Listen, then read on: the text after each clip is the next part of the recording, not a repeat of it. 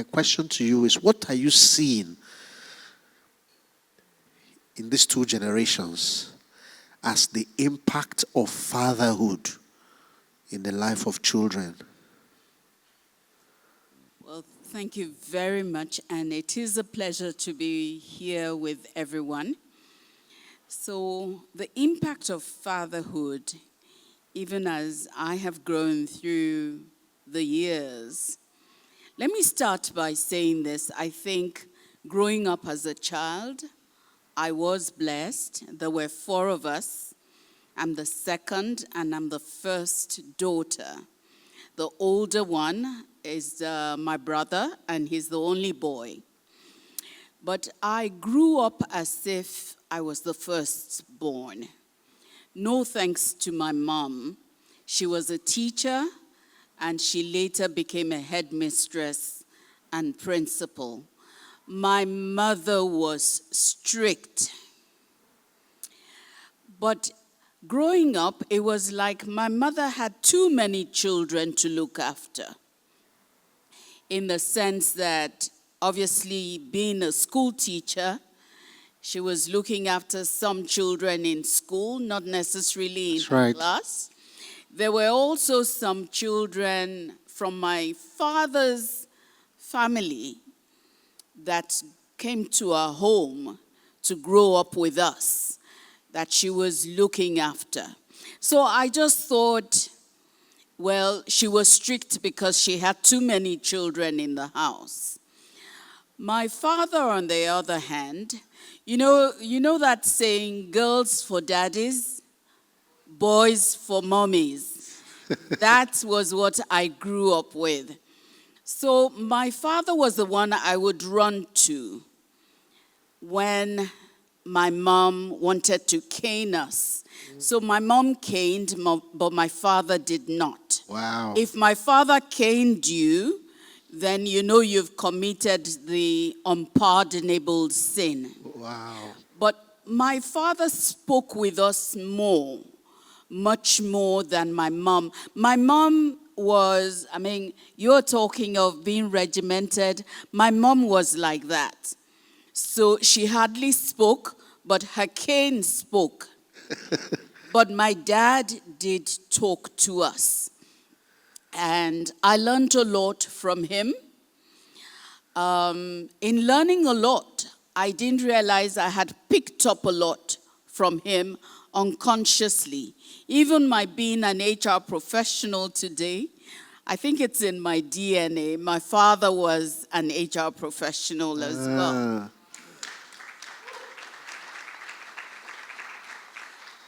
It was from my father I learned these words. If you cane a child after he is 10 years old, then you, as a parent, you have missed it. So in other words, no wonder he didn't cane us. Wow. You know? But if you cane a child after he or she is 10 years old, then there's something you, the parents, have not done right. So again, my father hardly caned, but he spoke. And many times he spoke proverbially. Many times he spoke in metaphors. But he was genteel. And one of the things I grew up knowing, therefore, was if my mother wanted to cane me, even after I was 10 years old, I only needed to run to my dad.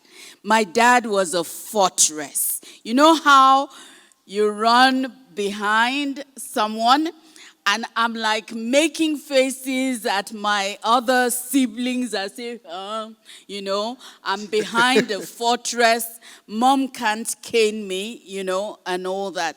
So what did I learn from that? Now that I'm a grandmother, now that I've seen my daughter marry with 2 children and my 2 sons, my daughter is 43 years old, and my 2 sons are 39 and 35. They're all married with 2 children each. And growing up and watching them in their marriages, again, I've repeated what my dad said. They didn't grow up to see grandpa. They didn't grow up to see my dad. But many times I would say to them things my dad said repeatedly. You don't cane a child after that child is 10 years old. I would say no two parents must be strict. One must be strict and the other one soft. Why? Because my father always said there must always be a haven, a place to run to. And I remember one day when my mom wanted to cane some of us, and we ran outside the house up to outside the compound. I mean, some of you won't know what it's like growing up in Surulere. There were no high fences and all that. We ran to the neighbor's house. My dad wasn't in. And it was one of the men that came. They saw our mom with the cane. And I'll never forget that formidable figure of this man. Well, you know, growing up, everybody was uncle. So this uncle grabbed us and stood in front of my mom and said, cane me instead. And my mom looked like a wet chicken. It was like, oh, okay. And then she said, okay, you're coming back to meet me in this house, you know. And he then said to my mom, he said, whatever they've done, please forgive for my sake. So again, that figure as a father or a man being almost like a city of refuge or a fortress or somewhere you can always run to or hide behind has always stuck in my memory. That's about powerful. That's fatherhood powerful. and men. That's powerful. It's so easy to relate with him being a fortress from the opposite. You know? Because it's the father that's firmer. And the mother will say, don't worry, all will be well. All will be well. And then, you know, when you say that he comes and says, don't cane after 10, that's new. I've never heard that before. That's like the starting point for the caning.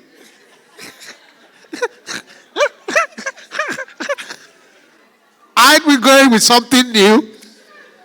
My son just turned 10. Let's give her a round of applause. Mind you, these days, you don't cane children At all. Otherwise, you'll be charged for harassment of some sort. Child rights. So that time was indeed different. You know, but now we're coming to our host because you wrote this book.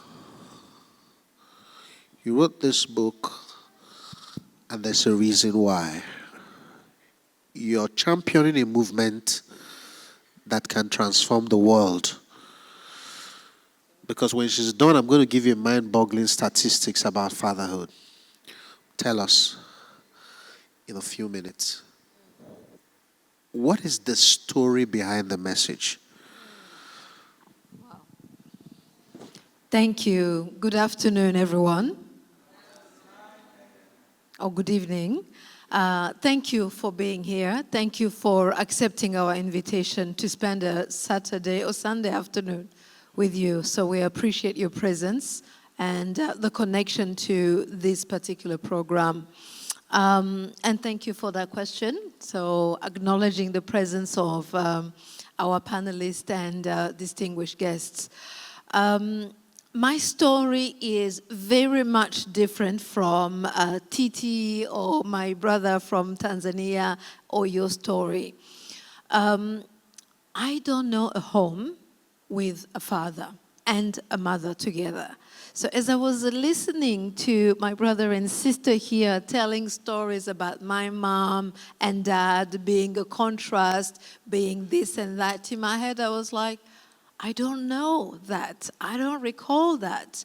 Because, yes, I did have a father, a wonderful father, and I do honor his memory. He was brilliant while he was alive. And my mother, she's still alive, but I know them separately. So they separated when I was roughly 3. So my early childhood memories are either with a mom or with the dad. So I can't relate being under a roof with 2 parents, which is fine because things in life happen for a sake, which is why the book is called Forsaken for a Sake. So the purpose behind the title Forsaken for a Sake is because when I was going through my own healing journey of unconscious or hidden trauma, I realized that I was actually fine. So I thought that I was fine because I received love from my father when he was alive, when I lived with him until I was 10. Then we had to move to another country geographically to live with our mom for maybe 6 years or so, and then back with the father. It was from one home to another. So different parenting styles. And I received love from each one of them. So I'm really grateful for that. And that's why I thought for such a long time that everything was okay for me until I became a coach. So my fellow coaches, you all know, and those of you who will be part of the training program, you will receive coaching as well. I thought I was doing good until in my mid-30s or late 30s, where I started doing coaching. And when you are being coached or you are coaching others to become coaches, you have nowhere to hide. You can hide from yourself. Oh, can I be Nigerian? Oh, I beg. Oh, I beg. So you cannot hide from yourself. If you are pushed in a corner where you cannot hide from yourself, it is a very good place. Uncomfortable, painful place, but the best place because your transformation happens and you become alive to yourself. So that was my journey by mid to late 30s where I realized, hang on, this trait in me, this forcefulness or being, in one way or another, whether it was in my work, my relationships with men, my friendships. So there was like a source, there was like a common denominator, which was lack of a role model, father figure that I could really speak to. I did have friends, but it was a feeling of void. So long story short, because that's part of the book, which I wrote, and some other powerful nuggets at the beginning, I don't want to reveal because you will be amazed by the preface and the introduction. I realized that so many people, and I would even dare to say most people, it's my safe assumption, in this room, you may not have taken time to diagnose or audit your behavior, your character, where it comes from. Because as human beings, we are shaped by the people we see from the age of, birth to probably 10, 18, and even above. It could be going to the positive or not so positive. So as a coach, I really had to go through that for myself before I do that for my client, because you can't give what you don't have. So I could not coach if I'm sort of faking it. So I had to be real with myself. It was a progressive journey of, I would say, 10, 13 years up until 2023. Wow. Only 2 years ago, my friends. So you are in the right place today. It's only 2 years ago where I came out publicly and I said, you know what? I think I have effects of fatherlessness. So I started actually sharing everything I do, I share in public, because I know it's not about me. as I think Mama Titi said, we live experiences not for ourselves. It could have been Stephanie as well. So I thought there are many people, particularly young Africans, not Rwandans, not Nigerians, but the issue is global. And we know in America with our Black American brothers, that's another level of disturbance. So I just, as a coach, I'm a public figure, started really sharing my story and created an initiative around that on Father's Day in 2023. And then that became a book and, as you said, a movement. But just really with a heart of wanting every human being, every boy, every girl, every mature, even grown-up man or woman to heal that thing. Because once you take away that, whatever hindrances, your destiny is opened up. You are launched to become the person you were designed to be in the first place before that hurt happened to you as a young boy or girl. Let me pause That's here. powerful. And say thank I like us to give her a round of applause. I'm going to come back to each of them, but my question now is incisive. I promise you statistics. As a lawyer, the highest dockets or the highest number of cases in the dockets of the court are matrimonial causes. Matrimonial causes. And what I mean by that is divorce. And what is most fearsome about it is that it has moved from newly married couples to even older marriages. People are wondering, who is divorcing after 25 years? After 35 years? What's happening? Where are they going after 40 years? So the docket is filled with matrimonial causes. Very full. It's full and overflowing. And speaking of Nigeria, you don't want to know what's happening in other parts of the world. But my question is fatherlessness, is fathers as role models. For there to be fathers as role models, we must reduce fatherlessness. What can we do to prevent men from leaving? And this question is open to anyone on the panel. Why do the men leave? What can we do to prevent men from leaving? That's the question. And the reason behind it is, who lives more? Who lives more? The statistics supports this question. Yes. All right. It is an era where we say, we as leaders, we don't have all the answers. And that means it's a debatable question. Whatever responses that we'll try to give may not really be 100%. But I think this is where we've gone wrong as a society. I think all over the world we have invested so much on girls and ladies. We have a lot of programs actually to support the girls. And I think it started in 1990s. Yeah, if you want to clap, please clap. Yeah. So I'll give an example of my community back home. From the age of 5, you have different programs for women in churches, in mosques, and everything. At the age of 10, again, women have another program in my church back home. When this girl gets a partner, is about to get married, he will have different people to come and speak to this person how to behave, how to be a good wife, how to be everything. But the worst thing is we've prepared a woman to get married to a man who is not prepared. So there are no programs for men. Okay. I don't remember. And the beauty about women is they are so free. The girl child is so free with her mother.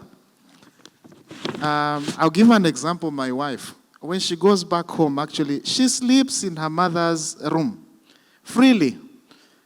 And she's free to share everything. But for men, I'll ask all the fathers here, if you have a teenager, how many of them can courageously remove their clothes in front of you? Never. But my son, who is 14 actually, is a teenager, is free to remove his clothes and share with the mother the challenges that he's experiencing. So that in itself is a problem. We men, we are like locked completely somewhere. The society have imitated the same. The governments, the authorities have not invested in men. So men have got nowhere to cry. We have got nowhere to cry. Even in our workplaces, you see that we have programs for women. He for she. Men for women. Just to support them. We've forgotten men completely. These people have got no place to cry, have got no place to support. We just meet in bars to drink, to take bottles. We call them bottles, yeah? Hard liquor. You just drink, you go home. You go back home silently, dying slowly, without a place to vent. So the place that I think as a starting point, let us now go back and start redefining the roadmap for a boy child. Thank you. Yeah, let's give Sefor a round of applause. The one solution is intentional, deliberate, consistent program for raising the boy into a man to prevent the man from leaving. Let's hear from Titi. How do we stop men from leaving? So, part of it is already happening with the younger generation, at least as I have observed from my sons and their friends. And part of it is changing the narrative. The narrative when I was growing up is your father is the breadwinner. So the man pays the bills, pays the rent, pays the school fees and things like that. But seeing my sons grow up and their friends, it's like they themselves are intentionally changing that narrative and to see marriage as co-creation. So it's not that because I'm the husband, I'm the man, so I pay the bills. No, we co-create. If it's convenient for you to pay this set of bills, then perhaps it's convenient for me to get the children ready for school, dress them up, and drop them in school. Right. Rather than all those things we grew up solely being exclusive roles for women or mothers.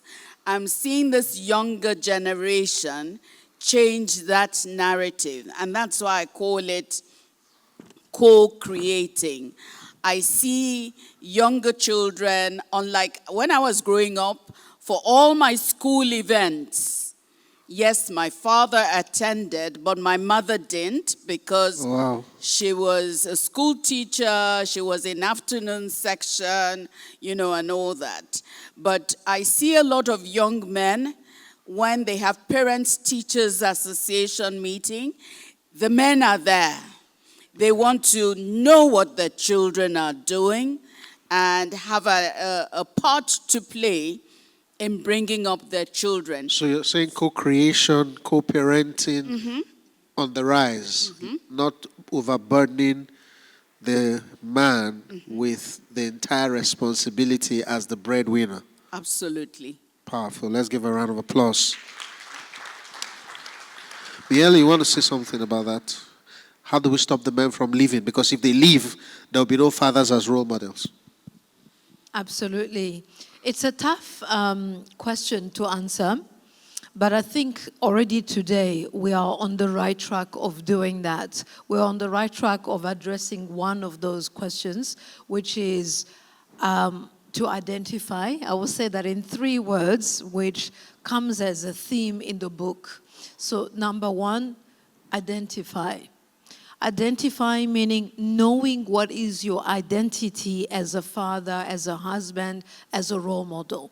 So knowing your identity, your role, and how important you are. I will say to fathers and fathers-to-be, because there's so many boys, but also girls who are married or will be married to fathers, that identity piece, understanding what is your role, your importance, certainly will make you think twice before Right. you leave. So identify. Then perhaps what we can do differently is to then clarify. Where you are part of a story where you didn't choose your beginning. I didn't choose for my parents That's to right. separate and go through the whole journey of, hurts, wounds, and then healing. We can cut that down if you truly are clear, you clarify where you fit in the whole fabric of humanity once you have identified your role. So identify, clarify, then should you be in a place or be in a community when these issues are very much common, and all of our societies, it is common, is rectify. So be the one that takes ownership of whatever the issue is. If you are a friend, or if you are a mentor, or you are part of some kind of program, be part of that solution, rectify. So what are those 3 words? Identify, Identify, clarify, by. rectify. Will you do that, my friends? Yes or no? That is one of the propositions. Let's give her a round of applause. She answered 2 questions with 1 answer. Yes, because I said, what do we need to do to stop the men from leaving? But again, what she has said is also the answer to the question, can broken homes build stable societies? When people come out from a broken home, because she just said it, you didn't choose to come from a broken home. So don't let that become the reason why you are not a builder. Sorry, Charles. Yes. Can I just add something? Yes. I want to challenge all the men in this room. If you grew up with a stereotype of who a man should be or what a father should be, it's time you break down those walls of stereotypes. Today's world is not about stereotyping. That's right. What your father went through is so different from the reality of today. So one way of the men not leaving is being conscious to decide that I will not go through the same stereotype of culture Right. that my father went through. Thank you. That's very powerful. That is very powerful. So today, my brother and I look at our father, and as we say to ourselves, knowing what we know, as fathers, the privilege, we are now privileged to be fathers. And we're saying, no, we're not going to do what our father did. We wouldn't leave home, no matter the excuse. We wouldn't leave. And I tell you the truth, just like Stephanie shared, it does affect your psyche. What I didn't share was that I kept asking myself, if you truly loved me, why would you leave for so long? Did you ever think I could have been a thief, a drug addict, dropout? I mean, did you think I could have fallen sick one night and they needed to rush me to the hospital? Did you? So in my head, I kept feeling, if I was so lovable, why would my father leave me? Am I not good enough for a man to have stayed? Are we together? So that happens to the psyche of a child. But she said it here. Identify. Don't gloss over it. So I felt resentful for a long time. You know, I had no reason to be disrespectful to my dad. But sometimes I would deliberately be disrespectful, as if to try and prove that he has not role modeled who a father should be. So what sort of counsel could he possibly give me? Are we together? You know, I could sometimes try to just, what do you have to advise me after all? But guess what? It was through my father that I met my wife. It was through my father. He called me one day and he said, he saw someone, and after the call I was just saying, you're there. I'm in Lagos. You're telling me about the lady you saw. Since when did it become that I can't see, of all the people I see in Lagos, you're the one to advise me, you know? And so I didn't take it seriously. But I thought to myself, what does it hurt? I'm going to be back home anyway. Let me go and meet whom he thinks. We're 11 years married now. And you know, so great things can come out of cracked vessels. Oh yes, I did marry her, and I was, like I just said, on October last month was our 11th anniversary. I did marry the same girl that he introduced me to, you know, against all odds. So that for me means that no matter what it is, you know, there's still light at the end of the tunnel, and everything happens for a reason. So maybe he left. Yes, I was forsaken for a sake. I was forsaken, yes. I was forsaken for a sake. Yes. For 5 years he was away. It led me to entrepreneurship. Because my mom was a teacher. So I saw the pain of 2,500. I said, no, I won't call home for money. So I started, you know, trying to survive on campus by doing business. And that taught me entrepreneurship. And so today I'm an entrepreneur. If he hadn't left, if he hadn't forsaken me, it wouldn't have molded me. So I'm not saying men should leave. What I'm saying, why do I still hurt? I still hurt because of the impact it had on my mother. So my mother today has vascular dementia. And so I believe that all that was a fallout of the trauma of looking for love from a man who didn't have the capability to love her the way she wanted. Even when he was there, he didn't have that capability to love my mother. And so I take after my mother, so I realized that he can't love you the way you are wanting. But she kept looking for that love, seeking out that love, pushing for that love, and he didn't have it to give. He didn't know it to even give. He grew up with a father, but it was, again, stringent. So when I look at my mom, it rewinds my forgiveness journey. I have forgiven him. I love him. I still care for the both of them. But every time I see her, I think of what she could have been if he had been a loving husband and an available husband. So, and I fear for when she passes. I ask myself, what kind of relationship will I have with my father after she passes? So pray for me that, you know, and in the last 30 days, she hasn't been able to speak to me. First time in my life, in 30 days, she hasn't been able. She could only respond to me for the first time yesterday. You know, so she had a relapse, and so for the 30 days, it's never been that bad. But yesterday, I said, hello. She said, fine. So, you know, so that's my journey. It's not about me, it's about this people, but that's,